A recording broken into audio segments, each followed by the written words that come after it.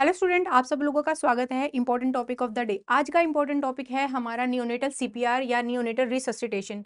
ये एक ऐसा इमरजेंसी प्रोसीजर है जिसको हम यूज करते हैं सपोर्ट करने के लिए एक न्यूबॉर्न को जो कि ब्रीदिंग एडिक्वेटली नहीं ले पाता, या फिर एक न्यूबॉर्न बेबी की हार्ट रेट जो है वो less than 60 beats per minute हो जाती है। और ये जो होता है ये बेस्ड होता है हमारा एनआरपी गाइडलाइंस के अकॉर्डिंग।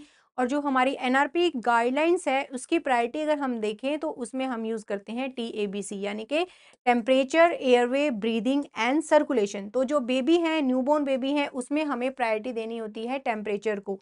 तो सबसे पहले हम बेबी को टेम्परेचर मेंटेन करते हैं, देन उसके बाद एयरवे एंड देन उसके बाद ब्रीदिंग एंड देन उसके बाद सर्कुलेशन। तो चलिए बात करते हैं नियोनेटल सीपीआर की अकॉर्डिंग टू एल्गोरिदम। तो एनआरपी गाइडलाइंस के अकॉर्डिंग अगर हम इस पे जाते हैं, अपने पीडियाट्रिक बेसिक लाइफ सपोर्ट के एल्गोरिदम पे जाते हैं, तो इसमें हमें सबसे पहले क्या करना होता है, वेरीफाई करना होता है कि सीन इज सेफ और नॉट। तो सबसे पहले हमें सीन सेफ्टी देखनी होती है।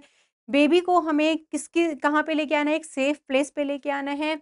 देन उसके बाद हमें चेक करना होता है बेबी का रिस्पॉन्स। अगर बेबी रिस्पॉन्डिंग नहीं है देन उसके बाद हमें हेल्प के लिए शाउट करना होता है। और जब तक हमें हेल्प मिलती है तब तक हमें क्या करना है, यानी कि अगर फर्स्ट रेस्क्यूअर है उसको रिमेन रहना है बेबी के साथ, और सेकंड रेस्क्यूअर को एक्टिवेट करना है इमरजेंसी रिस्पांस सिस्टम, और साथ में एईडी भी लेके आना है जब तक कि हमें कोई हेल्प नहीं मिल जाती है।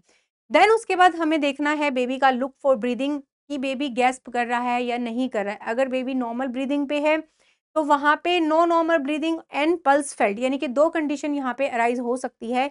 एक कंडीशन अराइज हो सकती है कि जो ब्रीदिंग है वो नॉर्मल नहीं है लेकिन पल्स जो है वो फील हो रही है। इस कंडीशन में आप क्या करोगे कि नॉर्मल ब्रीदिंग ना होने पर लेकिन पल्स फील होने की कंडीशन में हमें क्या करना है, प्रोवाइड रेस्क्यू ब्रीदिंग। हमें एक ब्रीथ देनी है हर 2 से 3 सेकंड में, और लगभग 1 मिनट में 20 से 30 ब्रीथ आपको देनी है। असेस करना है पल्स रेट, लेकिन ये जो असेसमेंट है पल्स रेट का ये नो लॉन्गर देन 10 सेकंड, यानी कि 10 सेकंड से ज़्यादा ये नहीं होना चाहिए। दूसरी कंडीशन है कि नॉर्मल ब्रीदिंग है, पल्स भी फील हो रही है। यहाँ पे हमें सिर्फ और सिर्फ मॉनिटर करना है, और जब तक इमरजेंसी अराइव नहीं हो जाता तब तक हमें बच्चे के पास ही रहना है। अब इन दोनों ही कंडीशन में ना होके हमें यहाँ पे क्या चेक करना है, ब्रीदिंग और पल्स साथ में चेक करना है, यानी कि साइमल्टेनियसली हमें पल्स और ब्रीदिंग को देखना है। और ये जो चीज़ करनी है ये हमें जो विद इन 10 सेकंड के अंदर-अंदर हमें पल्स और ब्रीदिंग को दोनों को साइमल्टेनियसली चेक करना है। अगर थर्ड कंडीशन हो सकती है, ना तो कोई ब्रीदिंग है कि बेबी जो है सिर्फ गैस्प कर रहा है, गैस्पिंग कर रहा है और पल्स भी फील नहीं हो रही है। तो ऐसी कंडीशन में जहाँ पे ब्रीदिंग भी नहीं है और पल्स भी फील नहीं हो रहा है, वहाँ पे हमें इनिशिएट करना है या स्टार्ट कर देना है सीपीआर। और सीपीआर स्टार्ट करने के लिए फर्स्ट रेस्क्यूअर, अगर सिर्फ एक ही रेस्क्यूअर है बेबी के पास तो वहाँ पे 30:2 का जो है रेशियो रहेगा, यानी कि 30 कंप्रेशन एंड 2 ब्रीथ वहाँ पे रहने वाले हैं। और अगर सेकंड रेस्क्यूअर आ जाता है फिर हम वहाँ पे 15:2 का ventilation ratio, chest compression ratio जो है वो हम दे सकते हैं। साथ में हमें एईडी को भी यूज़ करना है। अगर हम एईडी यूज़ कर रहे हैं तो हमें देखना है कि जो रिदम है वो शोकेबल है या नहीं है। अब जो एईडी यूज़ कर रहे हैं हम उसमें रिदम शोकेबल और नॉन शेकेबल शोकेबल है। अगर शोकेबल रिदम नहीं है तो वापिस से हमें सीपीआर रिज़्यूम करना है, और याद रखना है कि जो सीपीआर हम दे रहे हैं वो हमें 2 मिनट्स तक देना है। जब तक हमारे पास की आगे से कोई भी एएलएस की जो टीम है वो नहीं आ जाती है, और जब तक बेबी मूव नहीं करने लग जाता। और अगर वहाँ पे रिदम शोकेबल है तब हमें वहाँ पे एईडी का जो है कमांड फॉलो करना है, और वहाँ पे हमें एक शॉक देने के बाद वापस से रिज्यूम कर लेना है सीपीआर, और हमें साथ में पल्स को भी चेक करते रहना है। तो ये कंडीशन अराइज होती है हमारे कहाँ पे, जहाँ पे ब्रीदिंग और रेस्पिरेशन जो है वहाँ पे नहीं आ रही है। सेकंड हमने यहाँ पे बात की थी, यहाँ पे हमने किसकी बात की थी कि अगर नॉर्मल ब्रीदिंग नहीं है लेकिन पल्स फील हो रही है तो हम वहाँ पे ब्रीदिंग दे रहे थे। अगर यहाँ पे ब्रीदिंग के साथ-साथ हार्ट रेट भी जो है less than 60 beats per minute से नीचे चला जाता है, वहाँ पे भी 2 कंडीशन राइज़ हो सकती है। अगर heart rate less than 60 beats per minute से कम है तो हमें वहाँ पे स्टार्ट करना है सीपीआर। अगर ऐसा नहीं है तो हमें कंटिन्यू करना है, सिर्फ रेस्क्यू और ब्रीदिंग हमें वहाँ पे कंटिन्यू करनी है, और हर 2 मिनट में हमें क्या करना है, वहाँ पे ब्रीदिंग को चेक करना है और पल्स को चेक करना है। अगर पल्स नहीं है तो हमें वहाँ पे वापस से स्टार्ट करना है सीपीआर को।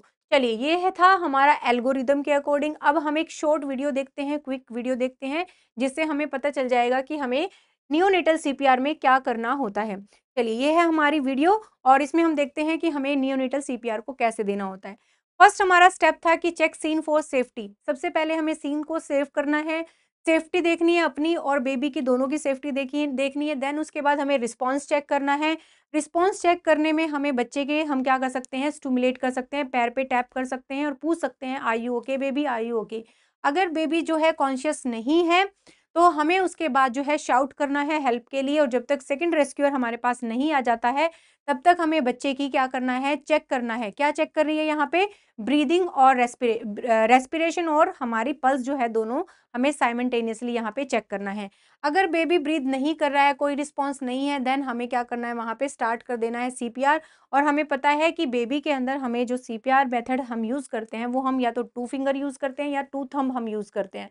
तो हमें 2 थंब से सीपीआर स्टार्ट कर देना है, और ये जो लोकेशन होती है सीपीआर देने की, एग्जैक्ट लोकेशन होती है कि जो बेबी का स्टर्नम होता है, स्टर्नम का हमारा जो लोअर 1/3 पोर्शन होता है ना, एडल्ट में तो हम क्या करते हैं, हाफ पोर्शन, यानी कि हमारा जो हाफ पोर्शन होता है वो यूज़ करते हैं। लेकिन अगर हमें इन्फेंट को सीपीआर देना है, तब हमें वहाँ पे स्टर्नम का लोअर 1/3 जो है वो यूज़ करना है। और ये जो डेप्थ हम दे रहे हैं, ये डेप्थ लगभग 0.5 से 1 इंच तक हमें क्या करनी है, इसकी डेप्थ रखनी है। और चेस्ट को रिकॉइल होने देना है, ताकि क्या हो सके, प्रॉपर रिकॉइल हो सके हार्ट का। ओके, देन स्टार्ट करना है सीपीआर विद द 2 फिंगर, जब तक हमें सेकंड रेस्क्यूअर जो है हमारी हेल्प के लिए नहीं आ जाता।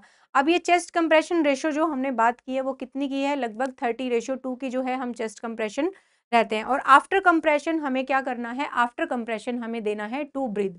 ठीक है, यहाँ पे ब्रीथ जो है, हम यहाँ पे माउथ टू माउथ ब्रीथ दे सकते हैं। यहाँ पे कौन सा मेथड यूज किया है, head tilt and chin lift का मेथड यूज किया है।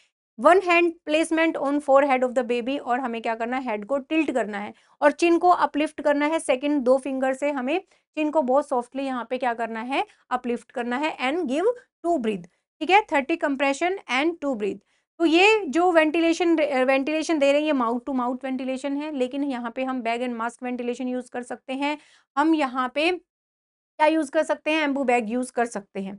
ठीक है, तो ये हमारा क्या है, रेशो है 30 कंप्रेशन एंड 2 ब्रीथ रेशो, जो कि हमें एक नियोनेटल सीपीआर में देना होता है। और ये जो साइकिल है सीपीआर की, हमें 2 मिनट तक देनी है प्रॉपर, और जब तक देनी है जब तक हमारे पास इमरजेंसी टीम जो है वो आ नहीं जाती। तो ये था हमारा आज का important topic of the day.